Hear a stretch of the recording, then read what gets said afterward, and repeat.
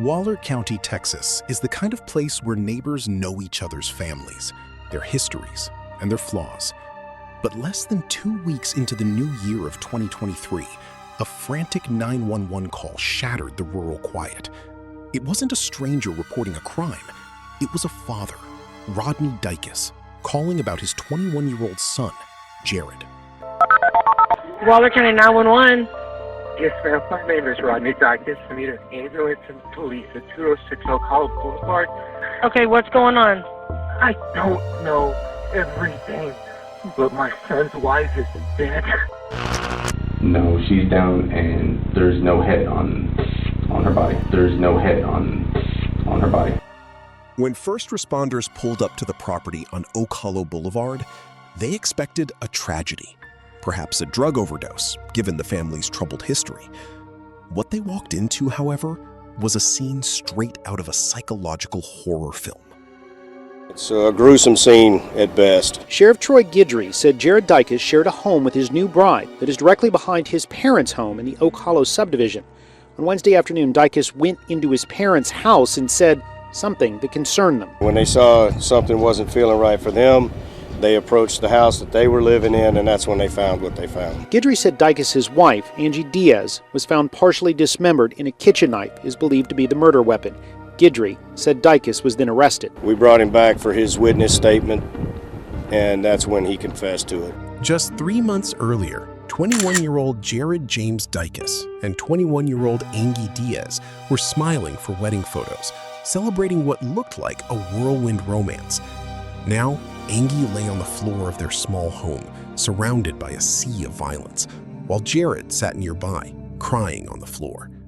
The illusion of a perfect young marriage had completely collapsed. To understand how this horror unfolded, we have to look at who Angie Diaz was.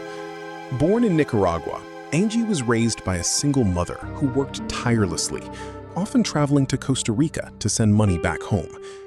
Angie inherited that relentless work ethic. She studied accounting at the National Autonomous University of Nicaragua, but when her aunt was diagnosed with cancer, everything changed. At just 18, Angie crossed the Mexican border into the United States as an undocumented immigrant. She settled in Texas, taking a job as a cashier at a local meat market, while simultaneously building a secondary career as a personal trainer on social media. She was a young woman in a hurry to build a future, sending money home for cancer treatments and celebrating every small victory along the way. Then she met Jared. To an outsider, Jared looked like the quintessential Texas boy. He was a former varsity football player at Waller High School, working as an electrician. He came across as sweet, frequently bringing roses and gifts to Angie's workplace. But behind the all-American facade was a family deeply familiar with crisis. Jared's older brother had a well-documented battle with methamphetamine addiction. For years, Jared had been the stable son, the responsible one. But beneath the surface, a toxic shift was already underway.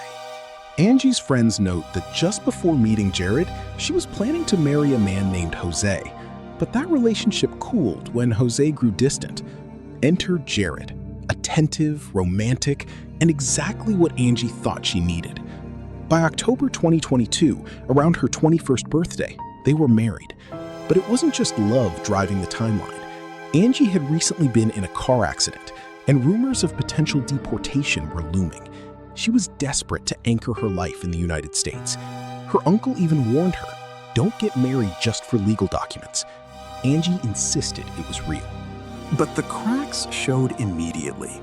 When Jared attended gatherings with Angie's Spanish-speaking friends, tensions simmered. Jared spoke only English. He would grow visibly irritated, feeling alienated and frustrated by the language barrier, sometimes walking out of parties without a word. Her friends quietly nicknamed him Rojo, red, for his hair, but the color felt increasingly warning-like. Angie's behavior began to shift. The ambitious, smiling young woman became withdrawn, anxious, and deeply nervous. By November 2022, barely a month into the marriage, Jared's behavior turned volatile. He was arrested for a violent DWI incident at a local Whataburger, where he acted so aggressively towards staff and police that he had to be strapped to a restraint chair just to take a blood sample.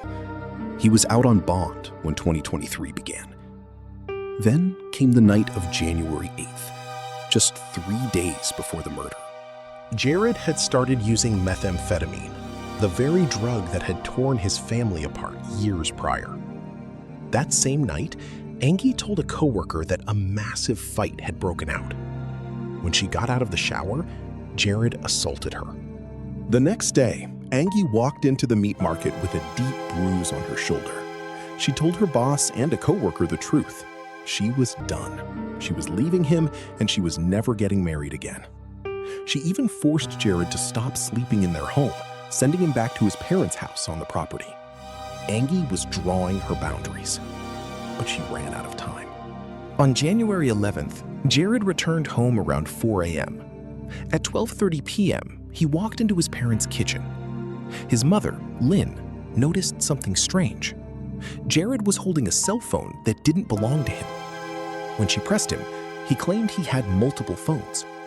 But when she looked closer, the screen interface was entirely in Spanish. It was Angie's phone. Angie never left her phone behind. Sensing immediate danger, Rodney and Lynn ran to the small house in the back. Rodney opened the door, took one step inside, and saw the blood. He turned to his wife and said, "You don't want to come in here. Call 911. Inside, investigators found a scene of absolute depravity. Angie had been stabbed in the back and completely decapitated, her head left in the bathtub. The murder weapon lay near her body. When police questioned Jared's brother, Wayne, his response betrayed a tragic undercurrent of the undocumented experience in America. Rather than focusing on the horror, he brought up Angie's legal status, stating, "I know she's not really a legal citizen." The police quickly shut it down. She's family. Jared James Dykus was arrested on the spot. A young woman who crossed borders, overcame poverty, and worked multiple jobs to save her family's life, had her dreams permanently severed by the very man who promised to love her. Angie's family eventually gathered to return her body to Nicaragua, to lay her to rest in the soil she had left behind in search of a brighter future. May the Lord rest Angie's soul in a good place.